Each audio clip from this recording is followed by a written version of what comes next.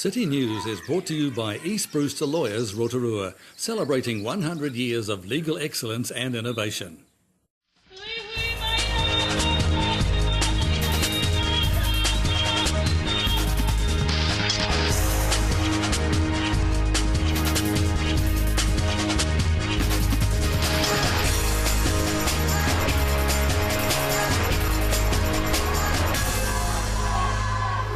Kia ora Rotorua, ahead in tonight's bulletin.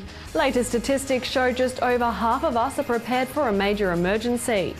Entries are open for the new Trustpower Rotorua District Community Awards, and the Children's Day is to be celebrated on Sunday at the Redwoods. The latest Statistics New Zealand survey on residents' preparedness for a major emergency show just over half of Rotorua residents have an emergency plan and emergency kit. RDC Emergency Management Coordinator Pauline Hitchcock says the results are almost double the regional and national figures. However, they do show that just under half of us aren't ready for an emergency. We want everybody to have a household emergency plan, so everybody in the family knows what to do when something happens, even if they're not at home, so you've got contingency built in. You need a survival kit, so that's for when you're on your own at home for 3 days or possibly longer. Your house is fine, but you haven't got power, you haven't got water, things like that. And then a getaway kit, and that's only when your property isn't safe to stay in and you really need to grab some things and go to a welfare centre. Entries are open for the new Trustpower Rotorua District Community Awards. The new awards amalgamate Trustpower's former Spirit of Rotorua Youth and Community Awards.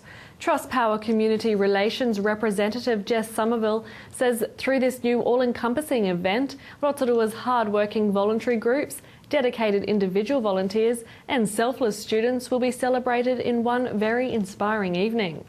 Ms Somerville says the awards cover 5 categories, with category winners receiving $500. The Supreme winner will take home $1,500 and an all-expenses-paid trip for 2 representatives to the 2014 Trustpower National Community Awards. For more information, visit trustpower.co.nz. Art, stories, music and other such forested adventures are happening at the Redwoods this weekend to mark Children's Day. It's Children's Day celebrations, national celebration, first Sunday in March every year, and for the last several years we've been having a celebration here in the forest for Children's Day. Last couple of years it's called Art, Stories, Music and Other Such Forest Adventures, and as you can imagine there's lots of art, stories and music and lots of other adventures, so it's going to be a great day. In sport tonight, over 300 primary and intermediate school children from around the district took part in the annual Rotorua Association of Triathletes and Multisport Duathlon at Waipa yesterday.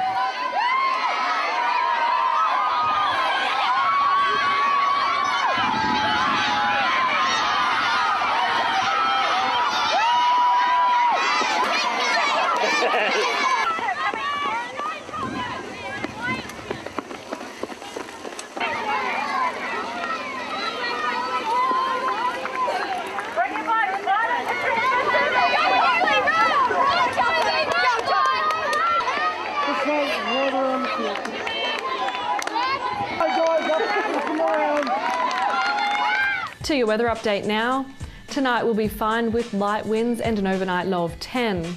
Tomorrow, Thursday, mainly fine with a shower or 2 later, light winds, a high of 25 and a low of 11. And the outlook for Friday, a few showers later in the day with southwesterlies developing, a high of 25 and a low of 10. And the marine forecast for Lake Rotorua, variable 5 knots with low waves, mainly fine with a possible shower or 2. And remember, for program listings and other info, or to catch up on City News, you can visit our website www.tvrotorua.co.nz. Still to come tonight in City News, we meet Star Rowe from the Rotorua Music School. Alan Solomon catches up with the president of the Rotorua RSA, John Traynor, and we're at the official opening of our newest church, Harvest Church on Malfoy Road.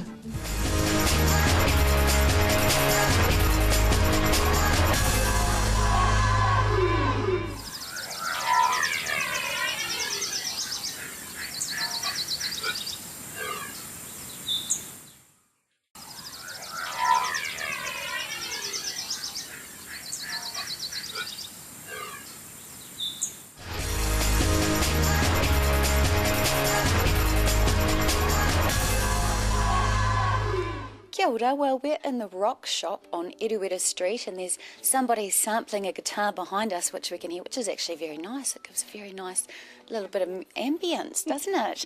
And I'm with Star Rowe, and Star is doing a wonderful thing.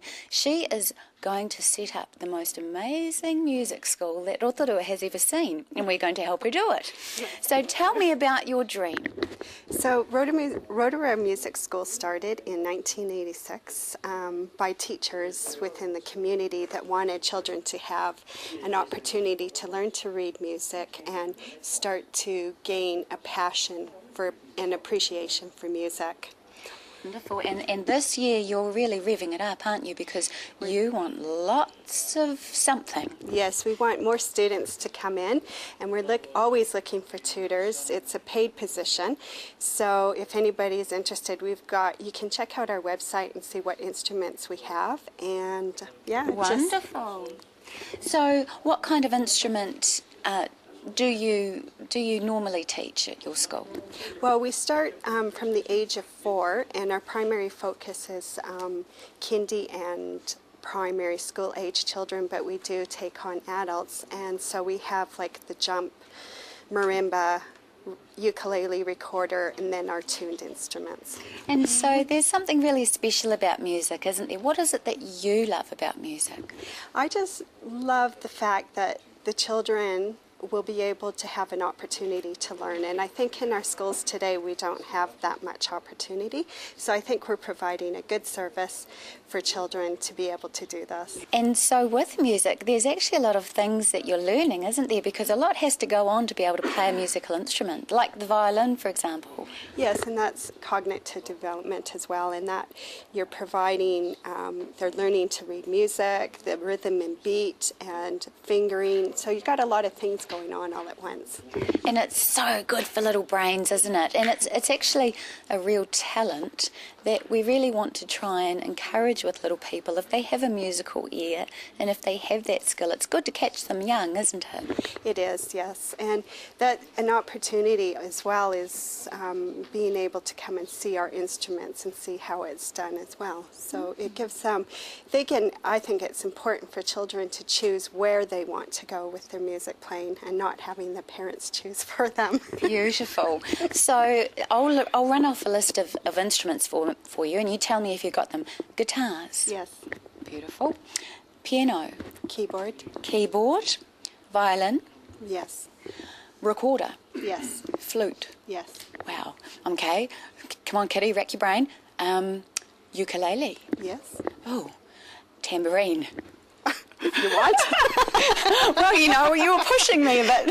So what else? Saxophone. Saxophone. What else did you? Could be a few Clarinets. smooth cats that want to come along and play the saxophone, yes. won't there? Yes, and clarinets. This year we would like to have a lot more students so that next year, as the children gain confidence in playing the instrument, that we can put our orchestra together. Nice, nice. And for the orchestra you need a range of instruments, and you're looking for a range of teachers of all kinds of different instruments? Yeah, and our primary focus at the moment is violin tutor. A violin tutor.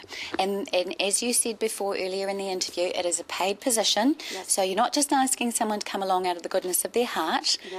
No, we're not. We do pay them, yes. You do pay them, and quite well, apparently, I've heard. So it is definitely something to look into. And if you have possibly a member of your family that might be interested, then make sure you pass the message along and tell them to get in touch with you. And how can they do that, Star? Well, we've got a website, and we've got our email address is at Rotorua Music School at ihug.co.nz. And what about your website? And our website is www.rotoruamusicschool.co.nz. Very good memory to rattle all that off calmly. Or you could just Google it, couldn't you, and it'll bring it up. I'm sure it would. Okay, so just let us know, just to end the interview, a little bit more about your passion. What is your favourite instrument to play? Oh, I'm actually taking lessons. Oh, really? I'm one of the adults taking lessons, so I'm enjoying my guitar, ukulele, and flute. Beautiful. And those are my instruments that attract me. Did you learn to play as a child? No, I didn't. So actually offering this to children has maybe a little bit more of a motivation behind it. Yes, it would. Absolutely. And it must be quite satisfying as well to be doing this work. It's really neat seeing the children, because we can be out in the community playing, and it's really nice seeing the children out there and performing in front of the public. Well, thank you so much, staff, for coming along to the Rot Shop on Erueta Street. And it's very, very perfect, isn't it, here, with all the instruments and the music. Yes. And I truly hope that you play a lot of wonderful music this year. Thank you. And that you all come along and join in, get in touch with Star if there's anybody that might be interested in that violin position, or if you're good at any instrument, give her a call. I'm sure she'll be very glad to hear from you. Thank you, Star. Thank you.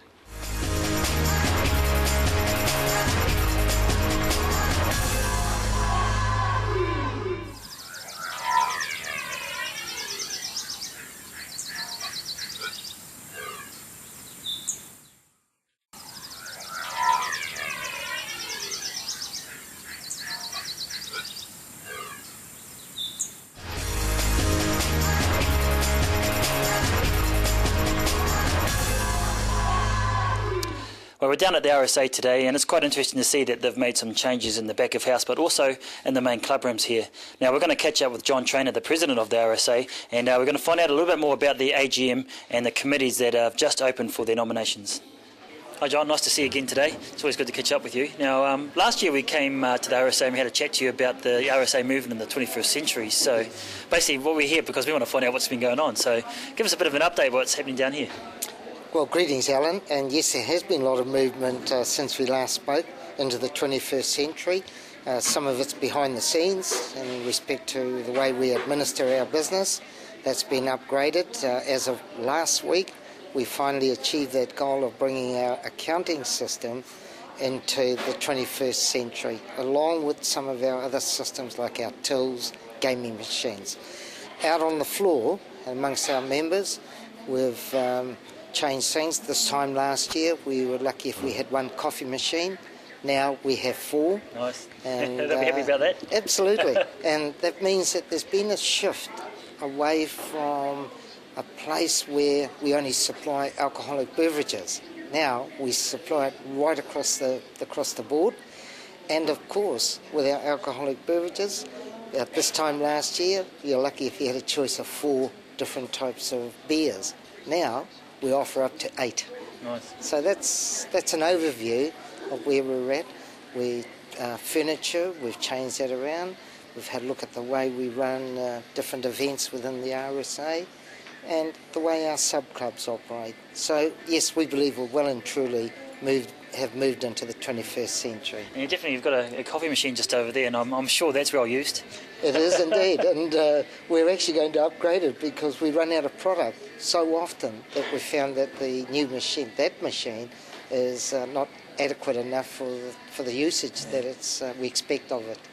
Now, I've been in here for a few coffees, John, and it is pretty good. But what about things like Facebook and things like that? Because I know we talked about that last time. Has RSA got their Facebook page up and running? Yes, that is definitely up and running now, and the wider community is more than welcome to visit Facebook and see what the RSA has to offer.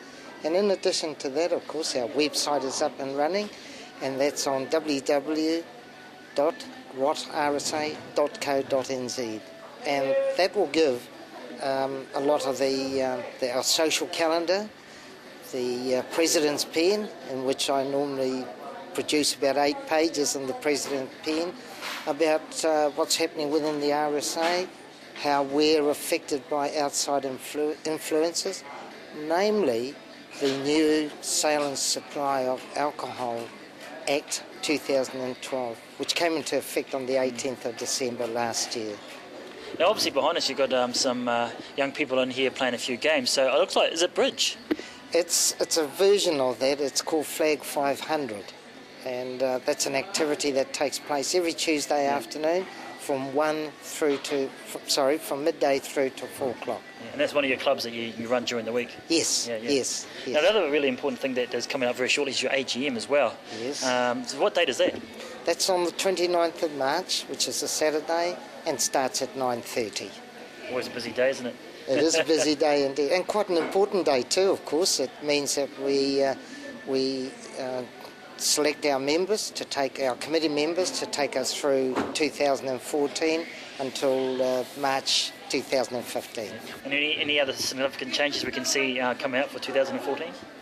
Yes, well, we've got WW100 hot on our heels, and just a few moments ago we talked with one of our leading newspapers, and they will be starting to run articles and scenarios that will take us from the lead up to New Zealand's involvement in the First World War right through to the close of play in 1918. So that whole commemoration period from 2014 through to 2018 is known as WW100.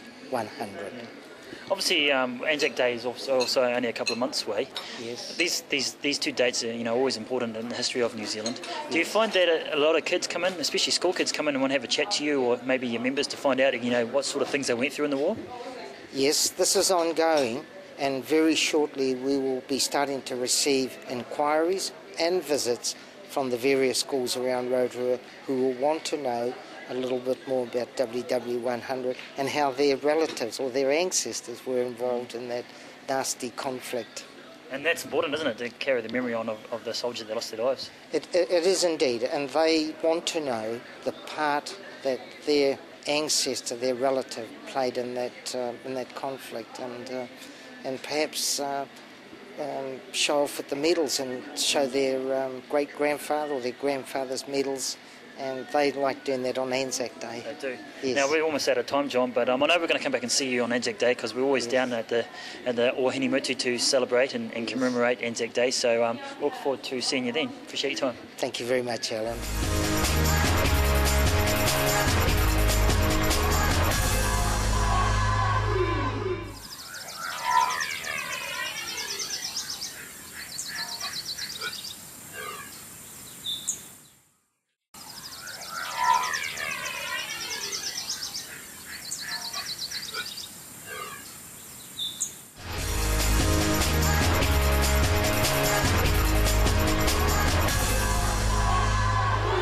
Well, if you're driving down Malfoy Road and heading towards what's well known, I guess, in the area of Westbrook as the netball courts, you'll probably notice a little bit of a change gone on in a fairly large complex here.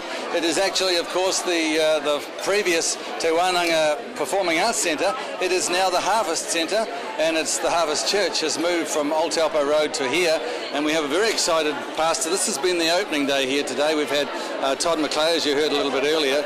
But Dave, I think you're still up in the clouds somewhere, celebrating, but your feet still look on the ground. Very exciting day. Yeah. Reminiscent behind me here of the feeding of the 5,000. Well, that's true. It looks like they're all getting fed well. Hopefully basketball's left over. Yeah, it's been a wonderful day, and wonderful other churches come and support us, and people within the city as well, and people outside of Rotorua. But it's been a wonderful time. People from our neighbourhood as well. So and it's been, I think it'd be fair to say too, Dave, it's been a wonderful journey, because it's been a little bit hair-raising, a few nights of lost sleep and so on. But it really, as you said, alluded to today, we're standing in a miracle in terms of provision and finance and just the opportunity to open up a new place. Very timely, and the need of it there. But also, as we've heard today, there is a marae facility that you're looking at later. Yeah, that's right. It's purpose-built. I think that's the key phrase today. Yep, it is. I mean, it's. I said to the previous owners, you built this for us. I said it just fits so well. Both a beautiful auditorium, just ready-made, ready to go in, and this wonderful dining room here. Well, we're seating 400 people here today, and then the marae out the back. That is, at the moment, we're going to be looking to commission that as a community marae later in the year. And then some other key facilities, such as a dance studio that our youth really love, and lots of rooms for teaching and other areas or groups that can use. So we really see it as a facility for our church, for our Kimiora Community Trust, which works in the community with families and young young people, and also to serve our community here. So it is very much a purpose-built aspect, and one of the things that's also come through is the fact you're very keen to serve the community as such. There's obviously needs out in the community, in whichever suburb, wherever you are, there's always needs. For sure. Part of the role of the church is that, as well as worship and so on, but at the same time, you can't bite it all off at once, as it were. It is bite-sized pieces at a time, and it is a journey, isn't it? Well, for sure. And we're really looking forward to that part of the journey, connecting with our community.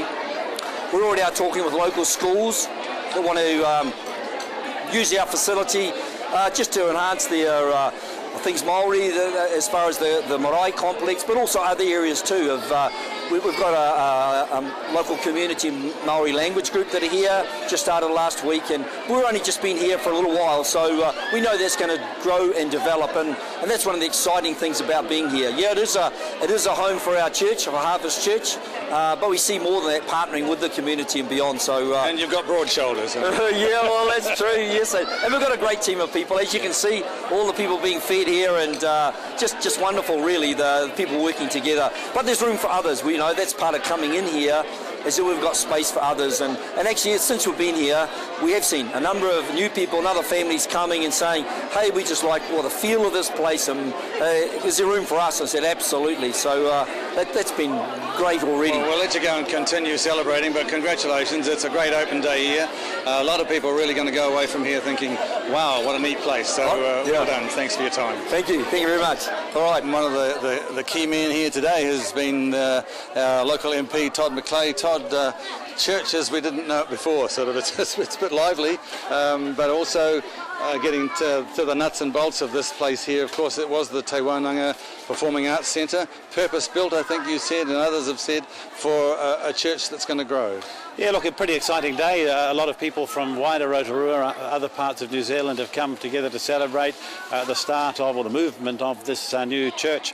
This is a very historic building. Somebody's telling me it might even have been a supermarket in the early days, but the Wānanga was here for many years, and actually I think now that it has a new lease of life, it's will become a very important part of the community, in as far as it's another building that's no longer empty, and it tells you a bit about the vibrance of Rotorua and what local people can do when we support them and they back themselves. Sure, I think one of the things that's been very, very clear from the leadership here and your comments yourself was the fact that it can be something that the whole community, not just the church as such, but the whole community can use, even with the marae facilities and so on. Well, that's right. For some it will be about the religious part of the church and the companionship that I guess goes with that, but for others, it becomes a community centre, and the facilities are pretty amazing here. They've got creches and facilities for looking after kids, young and old. They've got a dance studio here. There's actually just so much space. It's amazing.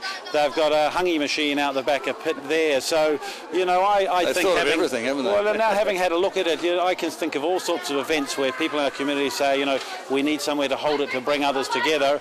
This is a pretty good thing we've got here. Good when the Wānanga was here, but they've moved on. I'm really pleased to see this building be put to such great use. Awesome, thanks for your time. That was the official opening recently of Harvest Church on Malfoy Road. If you have any news that you'd like to share with us, give the station a call on 0734 88 984, or you can email news@tv.rotorua.co.nz.